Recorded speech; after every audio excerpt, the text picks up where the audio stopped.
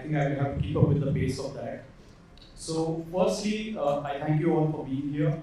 I represent CMB Regional Centers. Today we are going to talk about CMB's new offering, which is CMB Group 84. But before we do that, just a raise of hand as to how many people know about EB5 visa in the first place. Alright, quite a few people. So for those who do not know, let me just give you a brief background as to what EB5 visa is. So EB5 visa essentially means employment-based fifth category preference category visa. It's an immigrant visa wherein the investor needs to invest in an EB5 qualifying business, needs to create 10 full-time jobs, and that is when you get a green card, which is the permanent residency towards US. So the first difference which we need to understand between the citizenship by investment programs and EB5 visa is that it doesn't directly give you citizenship to US, but it's kind of a stepping stone to do that. What it means is that you end up getting a green card, which will allow yourself, that is the main applicant, spouse, children below 21, to stay in the US, run your own business, study in the US, whatever you want to do. It's just that you are unable to vote because you are not a citizen per se. But once you are in the US for a specific period of time, you can apply for a US passport. So that's first. Now, what are the ways to do EB5 visa? There is a direct route, and second is the regional center route. That is where CMB comes into picture. So let's just take the direct bit out of it. Direct essentially means that you have to start your own business. So the main applicant needs to come up with a business plan of their own. They need to take care of the job creation part, wherein the business needs to have 10 full-time jobs, and everything needs to be done with the help of the immigration attorney, but you are your sole kind of representative over there. Now, when it comes to regional centers, things differ a bit. So what CMB does is that CMB is the one who takes responsibility of gathering different projects. So CMB talks to different developers who want funds to construct something. It can be construction of a warehouse or a distribution facility or a residential project. It can be anything related to construction where they require some funds to complete the project, right? So once that is done, we go through our underwriting criteria, and once we are satisfied that this can be opened up to interested investors is when we call them a group. So currently we have group 84, we'll come to that. So that's how the functioning differs between a direct program and a regional center program. So coming to CMB Regional Centers, as you can see over here, CMB Regional Centers was first designated as a regional center back in 1997. So we are one of the largest and oldest active regional centers in this business. So Mr. Patrick F. Hogan, he is the founder and CEO of CMB Regional Centers. He is the main leadership of CMB, and it's not just about CMB per se, but he's also called as a thought leader within the EB5 space because he's an innovator who has come up with different standards which were then followed by different regional centers after that.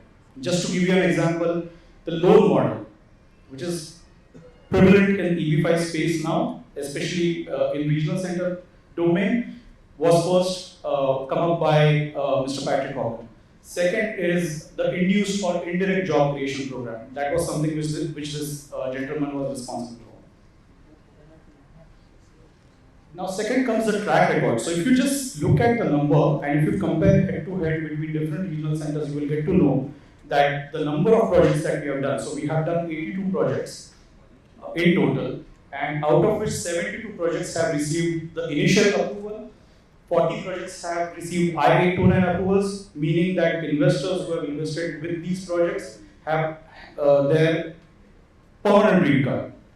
And around 48 projects have received the return of capital as well. So they have gone the full circle of first investing, getting the conditional green card, staying in the US, applying for I-829, and then also getting their funds back because the job was done.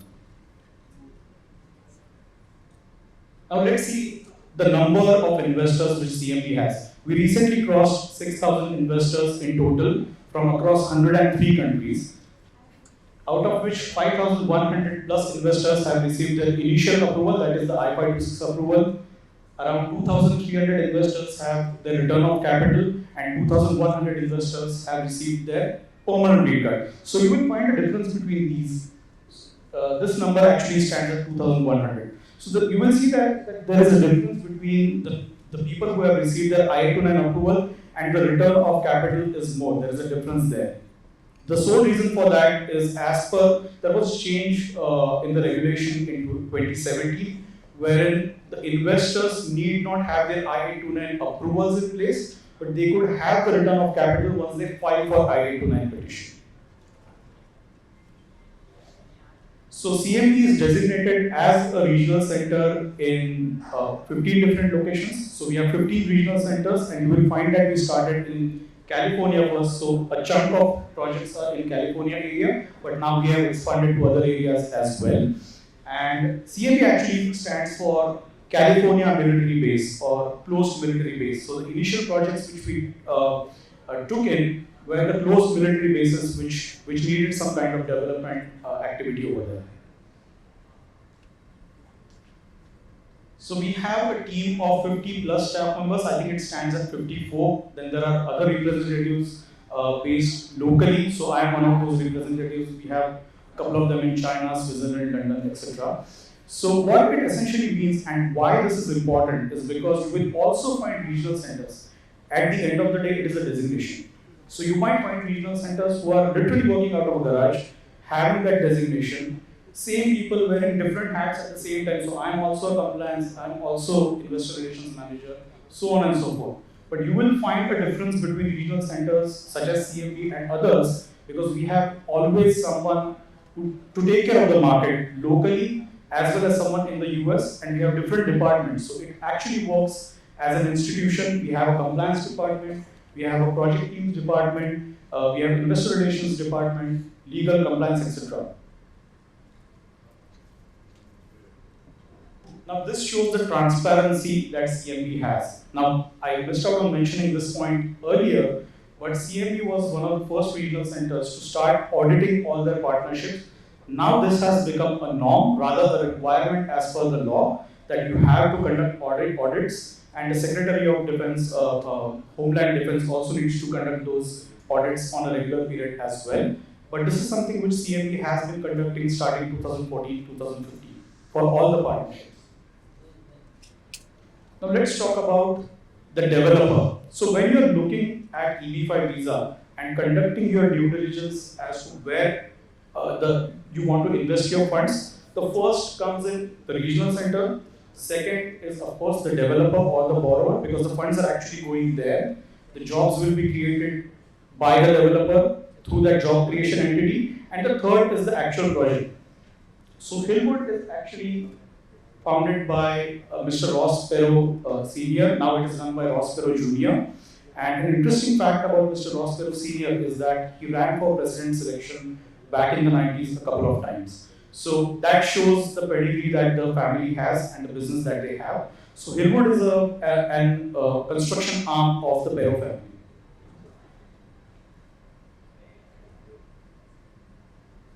These are some of the statistics of the company. Now this is an important slide as well. So just as we looked at the statistics from CMB as a whole, this will show the partnerships which have been conducted between CMB and Hillwood. And I can assure you that you will find that most of the regional centers don't even have these statistics in total. So this is just with one developer that we have. We have 36 partnerships between Hillwood and CMB, out of which 28 have received the initial approval. 11 partnerships have received I-829 approval, that is the final green card approval, and 20 partnerships there was a loan repayment. So the percentage is also higher than 50%. From an investor's perspective, we have 1,800 plus investors who have invested in Hillwood projects across the years. Around 1,200 plus investors have received their I-526 approvals. 600 investors have received their investor return of capital, and 300 plus have received their I-829 approval. So again, you will find a difference over here, that because of the requirement that you need to first apply for I-829 and then you are able to receive your funds back, that is something which has happened over here as well. So what should be the priority when you are considering an EB5 project or when you want to consider EB5 visa per se? This is not a traditional investment. That is the first thing to keep in mind. It might sound like an investment-based visa where you should be looking at some kind of return, but that's not the case. The first and foremost priority that you should be looking at rather is the green card. So that is the return of your investment. Now, of course, as a business, we want to ensure that CMB is able to repay the capital back to our investors because it just makes business sense and good reputation as well. So that is the second priority. That the first priority is the green card, second priority is the return of capital, and if at all, there should be a return on investment for your investors. So typically with good regional centers, you will find that the return on your investment is lower than 1%. To lure your investors, some regional centers might come up with 3 or 4 or 5%, maybe more than that. But typically good regional centers will always have a return lower than 1%. Now this is the structure, the loan model which I was talking about, right? So if you look at the left side, that's the investor. In the center, it is CMB Limited Partnership, wherein CMB becomes a general partner. So how it works is that the initial investment goes in as an equity. So there are 50, 60, 100 investors investing in the project. The pooled investment is going into a partnership, a limited partnership. So in this case, we are talking about Group 84. So that's a limited partnership. And that limited partnership is in the business of lending funds to the developer or the borrower. So there will be a loan over there, and that loan will be collateralized. So another requirement of EB5 visa is that the investment needs to create 10 full-time jobs. And the second is the investment is always at risk. Not because I am saying so, because the law says so. The investment, just like any other business, needs to be an at-risk investment, but that doesn't necessarily mean that it's a risky investment per se. And that is where the due diligence comes into picture, the track record comes into picture as well. So once the loans are collateralized, once the construction is done, the jobs are created, then the partnership need not have those funds, or rather the developer first need not have those funds. So they will repay the loan back. The partnership, whenever the immigration cycle is complete, will repay the capital back to its investors as well. So talking about Group 84, so I'm going to rush through that because we are at the booth over here. So if you want to know more about the project, I am available over here as well. We have a couple of days over here. So CMB Group 84, Hillwood Daytona built to suit. It's a warehouse project. So Hillwood, the development company, is going to come up with constructing an industrial logistics facility which is pre-leased in Daytona area, which is in Florida. So we are seeking 99 investors in this. So the total EB5 capital is going to be $79.2 million. So as you will see, this is a pre-lease project. So let me give you a simple analogy. I say that I am constructing St. Regis in Mumbai, a second one, and once the construction is complete, I say that for the next 20 years, the whole hotel is going to be pre-booked every single day, every single night. How will that sound if you are the investor? In a similar way, in this particular project, this industrial logistics facility, once it is constructed, the construction began in Q1 of 2021. It is set to be complete by Q3 of 2023, so around 6 months down the line. Once the construction is complete, a Fortune 500 tenant is going to take over the place, rent it across, start paying the rent for the next 20 years. On top of that, once the construction is complete, it is also set to be sold. So the loan which is going into this project, firstly there is a positive cash flow because there is a tenant in place for the next 20 years, and it is also bound to be sold as well. As far as the job creation component is concerned, you can just check out over here that you need to create 10 full-time jobs as per the law, but there are around 36.6 jobs per investor. So there is a huge job offer in this project. That's the location. It is very strategically located. There is a huge demand for industrial logistics facilities in this particular area in Florida. Now this is the capital stack. I'm not sure whether this is readable or not, but the total project cost is around $373 million, out of which 79.2 is coming from the EB5 capital, and there is 4% developer equity. Now the question which pops into your mind is that, okay, what is the skin in the game for the developer? It's just 4% equity.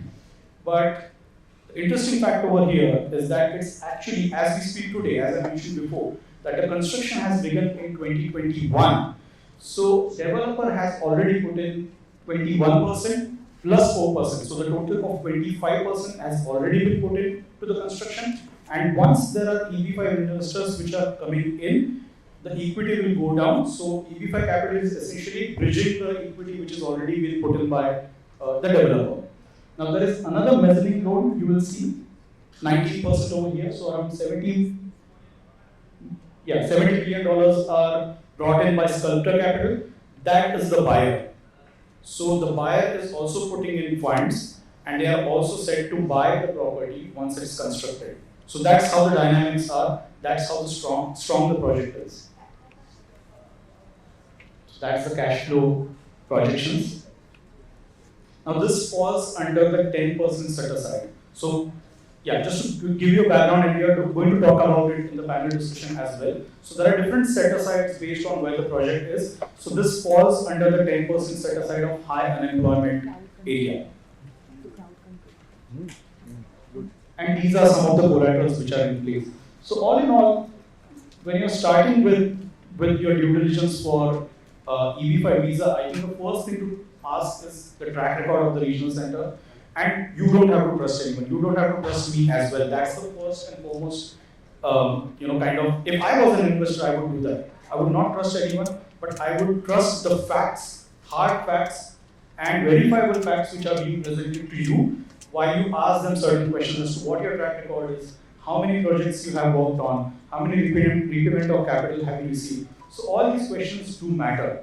And the timing is also important as well. Because from an Indian perspective, since this set aside and there is a huge demand for EB5, and there is something called as TCS, tax collected and so I'm not a tax attorney, but from what I know, it's set to increase from 5% to 20% starting July as well. So if you are considering EB5 visa, I think the right time to start with your due diligence is right now. Again, thank you so much for hearing me out, and I'm just at the booth, it's B03. Looking forward to meet you all there. Thank you so much. Developer holds, is he's the first one to exit in the project? No. So it's the senior loan, so Citizens Bank. Second is the senior mezzanine loan, then the EB5, and then the developer. And also the project is banking primarily with, let's say, the Fortune 500 company that they are getting in, right? The lease. Yes and no, because see, one thing is that it's going to generate cash flow. But if you see the construction timeline, the construction has already begun in Q3 of 2021, and the construction is going to be over by Q3 of 2023, which is this year. And once the construction is complete, Sculptor Capital, which is one of the lenders, are going to purchase the project as well. Okay. So that's the how purchase of project is sorted, but the positive, let's say Amazon backs out in that case for any reason, it may be anything, then the positive cash flow may be affected. Right. So firstly, the project is not banking on the cash flow, it's an additional advantage, so to speak. But your question is right, what if they back out? So to do that, maybe I just rush through this particular part, but if you see the third point over here, so Amazon has already or actually taken up responsibility to ensure that the project is complete. So they are also invested in that in terms of to check whether the project is being completed or not. So generally what CMB projects have is some kind of a completion guarantee either given to the partnership or to the senior lender, which essentially trickles down to the CMB partnership as well. The advantage of the completion guarantee. What it means is that the developer needs to ensure that the project is complete on time. So if they need to have more funds, they need to ensure that the funds are available to them as well. But the additional, so since I mentioned that as well, the developer has already put in their equity. So let's say tomorrow, that's the next question which you will ask, that what if there are just 60 investors and not 99 investors? What will happen then?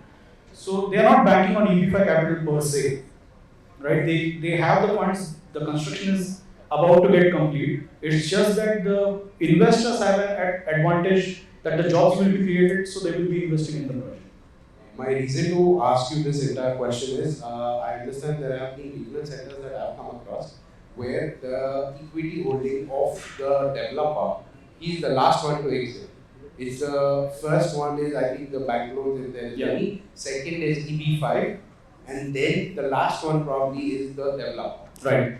I don't know in this case how it works. It's similar to that, and that is how generally how regional centers function. But in this, there is a senior mezzanine loan, which is actually a buyer as well, and there is a penalty. So what if the buyer also backs out? There is a penalty for that as well.